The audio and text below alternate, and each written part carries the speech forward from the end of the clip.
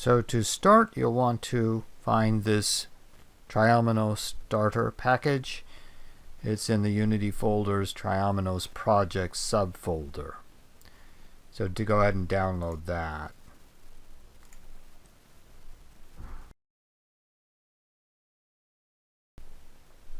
Then you'll want to start up Unity Hub.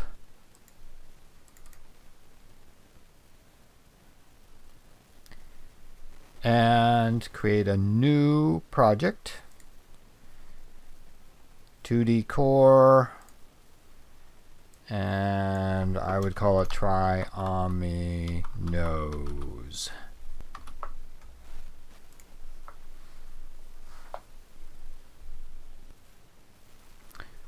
Then it should load up like this. Sample scene is blank. You need to import package, custom package, and then you'll have to find the Triomino starter package that you downloaded from the Google Drive. Triomino starter package, open that, and as usual it'll come up with a bunch of assets that you just say import.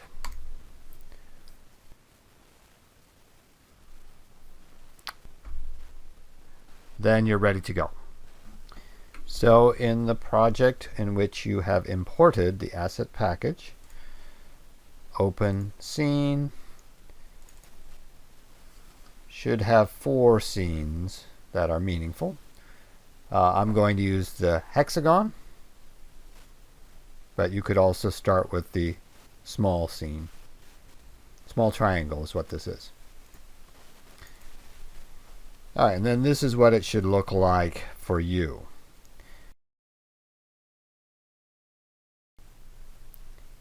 So before you actually do any changes, save as. File, save as, scene, and I would give it a more descriptive title rather than hexagon. Maybe this is the game of Triominos, and maybe it's focusing on assets. Okay, maybe hexagon. Alright, so Triomino assets hexagon.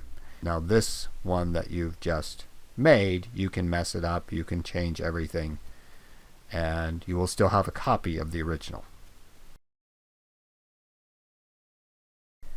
You're going to do all your work in the scene view. So up here on the top, click scene, and then zoom into an appropriate level. If you need to center this, there's the hand tool. It allows you to drag everything. Alright, now it looks pretty complicated. There are 6 Triominos in the hexagon scene. There are also 6 labeling circles. So those are the numbers 1, 2, 3, 4, 5, 6, which you can read, I think. Placement guides are these gray triangles that are behind. You don't have to touch those. So now I'm going to zoom in here. The way this is set up is that these need to match the ones that are opposite. So for example, here where I'm pointing, nitric acid needs to match nitric acid. So they don't have to be nitric acid per se, but they need to match, and these also need to match. So you can change the text. This is text right here, nitric acid, hydrochloric acid. You can change the picture. You can decide instead of text you want a picture. But this should be, the one I'm pointing at should be triangle 2 or Triomino 2. So here on the left, I'll highlight Triomino 2. I'll expand it. You'll do all your changes in the hierarchy here on the left. Don't change the prefabs.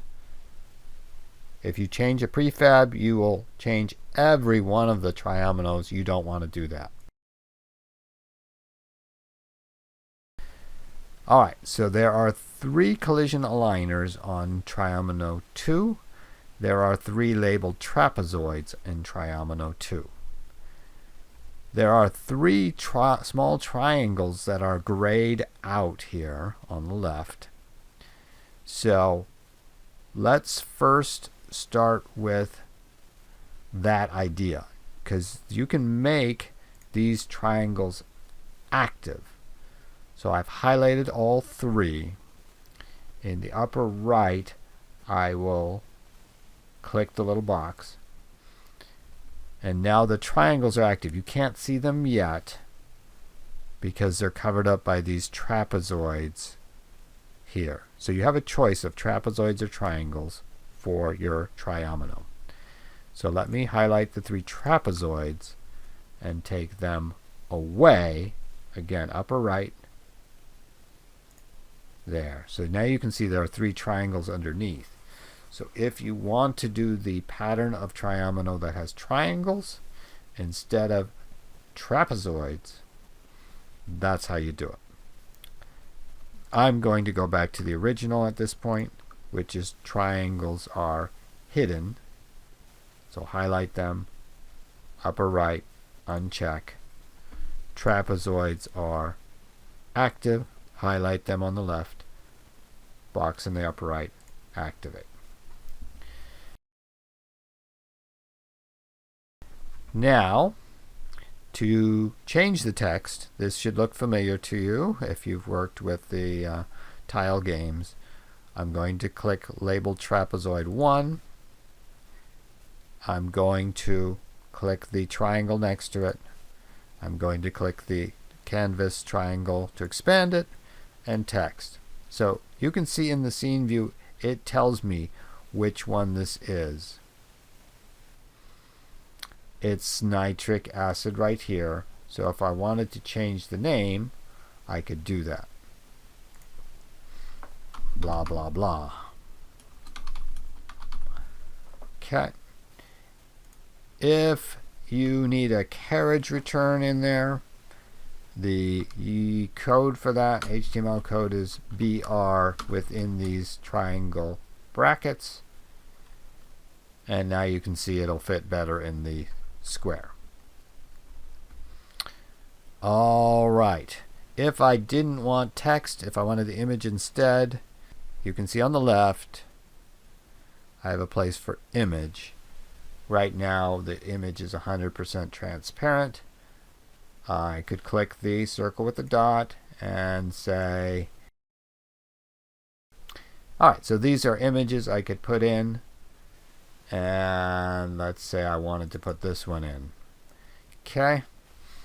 You'll want images that have a transparent background. You can see this is going to be somewhat ugly. But this one will not be because it has a transparent background. To change the position of the image, you can use the arrow tool and then drag it to where you want it to be. If I'm not using the text, you see I covered up the text with the picture, but really if I don't want the text at all, on the left I can highlight text, and on the right, upper right, I can take it away. Alright, so that gives you the power to choose either image or text. Adjust the position if you need to a little bit. There you go. So I am going to go back to what I had before. So I'm just doing Control Z, Z, Z, Z. Maybe I can't. Control Z, Z, Z, Z, Z, Z, Z, Z, Z, Z, Z, Z. There. Okay, so I'm back to where I was in the very beginning. So now another skill you'll want to have is to be able to resize the text. So for this text, nitric acid, go over to the right now. I've highlighted the text on the left. Go over to the right, scroll down. Font size is 4.5. That's readable and it helps it fit in the space here. if I make the text bigger, let's say 6, that still looks okay. So you can make the text more easily readable by changing the font size. If I do the same with this hydrochloric acid, so let me now just click it. Alright, see now I got to the text not by the hierarchy, but simply by clicking it on the screen here. And you can see hydrochloric acid is the text in the space. If I make this 6-point font, it's getting kind of big, and if I made it 7, then it is too big. So 4.5 I think is a reasonable starting place for text that you're writing. That's what's the default in this. However, if you look over here at Triomino 3, these are formulas. And again, I'm clicking once, clicking twice, and this is the formula for chloric acid, HCl sub 3. Its font size is 6, because if you make it 4.5, it becomes very hard to read the subscript. So just know you can adjust it. 6 is probably good. Let's see if 7 fits. 7 fits barely. 8 doesn't fit. So 6-point font, 6-point font for the formulas is the minimum I would go for. So if you were doing this, I would recommend changing pairs of things. Like if I want to do this right here in the upper right is sulfuric acid and H2SO4. So if you change one, then you need to change the other. Like if I change this to sulfurous acid, which I do by just typing in on the right sulfurous acid instead of sulfuric acid, then I should change this formula corresponding. Click until you make sure you're there. You'll know you're there when you see this text box appear on the right, and sulfurous acid is H2SO3.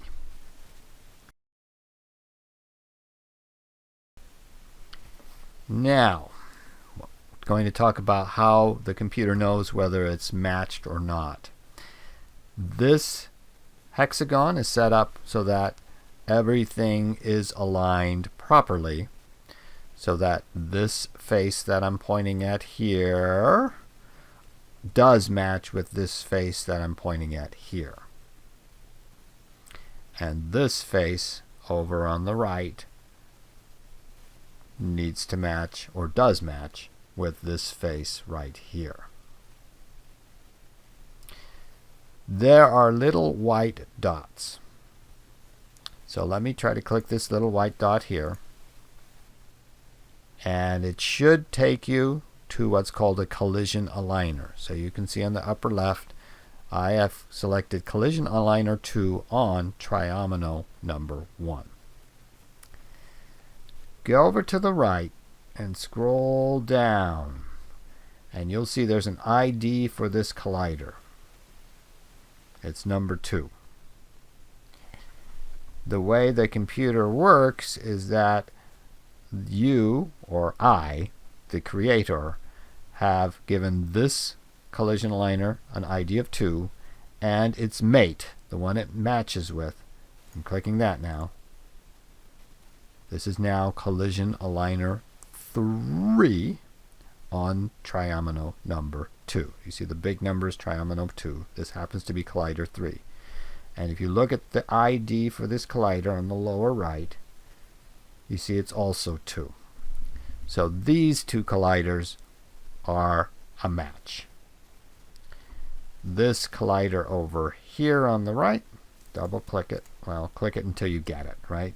It might take 3 or 4 clicks. That is collision aligner 1 on Triomino 2.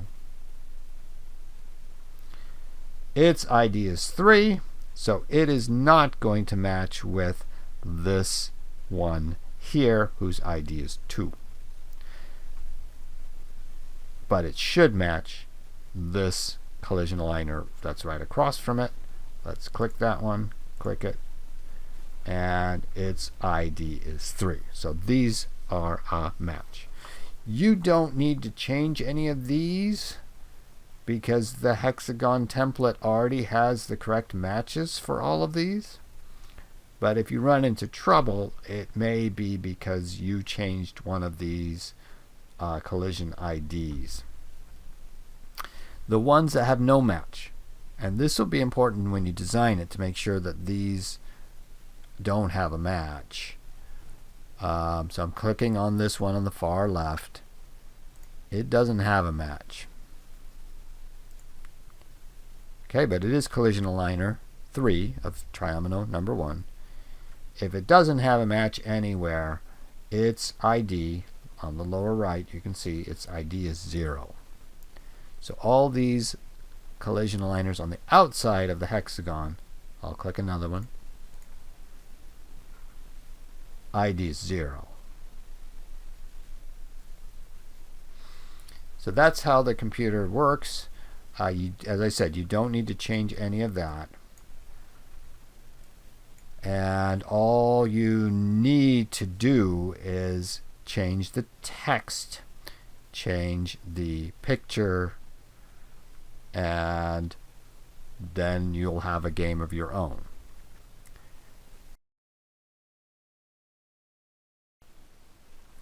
So once you've changed your text and pictures so that you have everything the way you want it, if you look at now the game view up here at the top, you say that looks kind of ugly. But when you build this, the numbers will be erased. There's a script, there's coding that does that for you. And so all you need to do is press play, and you'll see the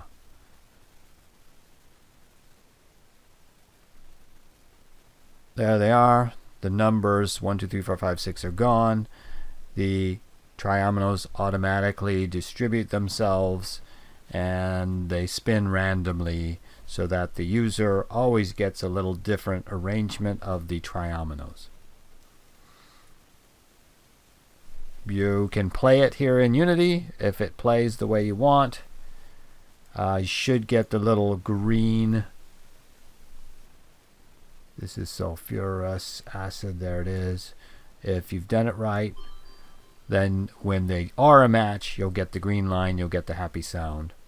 And then when it's all ready to go, when you play tested it, up here on the top, File, Build, the usual build settings, and make sure you're doing WebGL.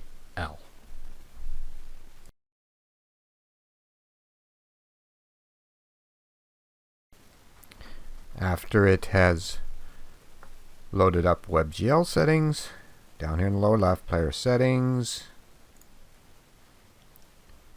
and make sure under resolution and presentation, this should be 1280 by 720 pixels. And down here at the bottom, under publishing settings, compression format, disabled. Then it should be ready to build and run.